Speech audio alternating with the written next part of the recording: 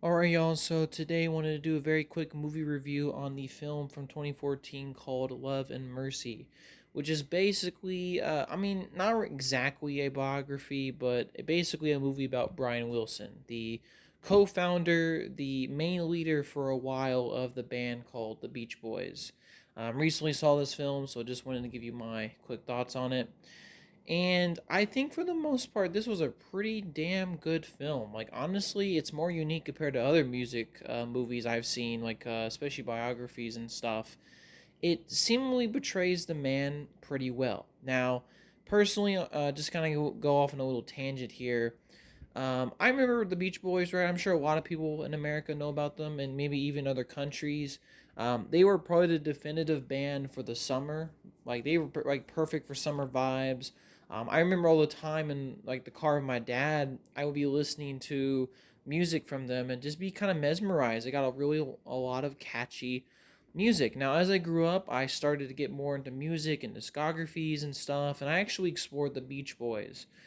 Which, by the way, rest in peace to Brian Wilson. This film is based on. He passed away at the time of making this video in 2025. Rest in peace, man. Musical genius.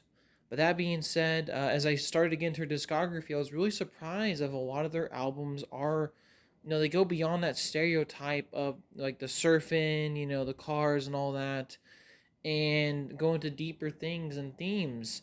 And Brian Wilson seemed like at the point a little bit of a leader of that change. And this film kind of explores that part of him. It's basically two stories.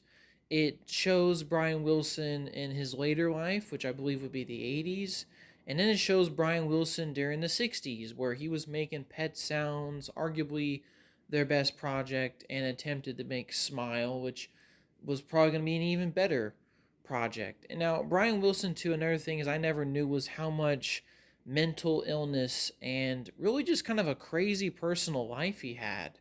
Brian Wilson would just be a musician who would experience things. People would be kind of weirded out by some of his moments. He would think things that were entirely improbable, but in his mind, they were real.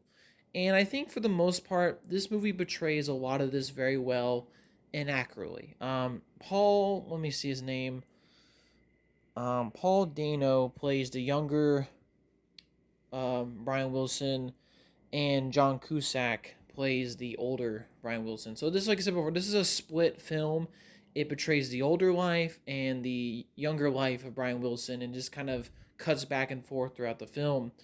Both actors do an incredible job. I think Paul Dano steals the show as Brian Wilson. I was really surprised how much he looks like him, but portrays them, and he even sings, and he does a fantastic job, and a really good job. I also really like John Cusack's performance. I didn't think that he looked like Brian Wilson that much, but the mannerisms were down, and I think he did a really good job and a good performance of him.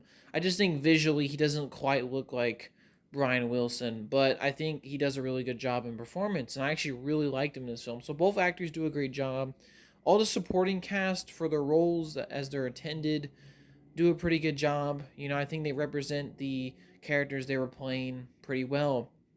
And I really like this film because it explores the psyche of Brian Wilson, shows his like mental illness a bit, but also showcases that there are definitely people there taking advantage of him. And seeing the contrast between his later life and his younger self is kind of really interesting. We get to see a little bit of how Brian Wilson, his younger life, was full of creativity, was working on Pet Sounds, and there was tons of obstacles in his way. Like a lot of people in his life were telling him that he's crazy, that, you can't do this. And of course, he would release Pet Sounds, which, back then I think was well received, but I think it wasn't the masterpiece that we all know of it today. Which Pet Sounds is a great album by the Beach Boys. If y'all haven't heard it, check it out. Definitely recommend it. And we get to see his journey all the way through the collapse of Smile, an equally more ambitious project, and we get to see the mental duress that he's going through. Like, for example, there's a scene in the movie where he's like in a swimming pool. He's talking with his other bandmates in the Beach Boys, and he's like, "Come to the deep end." I think it's bugged because he's like really paranoid this time. And this was a real thing. Brian would have these meetings in the deep end of his pool because he thought he was being bugged. Crazy stuff, right? Crazy stuff. His father's disapproval, his relationship was really traumatic, but true. I think Murray was not a good person, and I think absolutely had a horrible effect on his children, especially on Brian and his mental illness later on. And I think, like I say, you also have other characters like Dr. Langley, who in this movie is betrayed by Paul Giamatti. He betrays him as a ruthless guy who puts Brian on an extreme regiment, gave him the wrong medication, and was a bad influence on him. And I would say that's pretty accurately. As much as he got him back on track, as Brian Wilson definitely had a lot of mental issues in his later life, but he really used Brian Wilson, that psychiatrist. And I think that they portrayed him very well. Like I said, they give a little bit of text after the movie's done, which explains some of the aftermath. But I also thought the actress who plays Melinda pretty good in Brian's later life, and they rekindle their kind of interesting love. And I think in general it just betrays the genius and the life of Brian Wilson. Betrays the genius of him making music as shown in his earlier life, where he was crafting these meticulous sounds for pet sounds, but also showcases his mental illness, especially shown in his later life. The way he would talk to people and interact in conversations. Definitely a lot of it was really odd. So it portrays everything pretty faithful, and I think it gives a good portrait and depiction of the genius that was Brian Wilson. I think this is a really excellent film. I think the actors all did a great job. Visually, it looks good of the time. Cinematography, directing, all on point. The music that is there, except the Beach Boys tracks, of course, are all fantastic. I mean, on a technical level, this is a pretty great movie. Story-wise, is pretty good too. I liked how it ended. The only thing I can say really complaints, I would have liked to seen a little bit more of a resolution instead of just giving a bunch of text at the end. I would have liked to seen that on film. Maybe if the film went a little bit longer, I think it could have fixed this. But that's really my only issue with the movie. I think for the most part, Love and Mercy was a really good film about the Beach Boys co-founder Brian Wilson. If you're a fan of the Beach Boys, I would highly recommend check out this movie. Or if you're a fan of any kind of music, you can definitely check out this movie.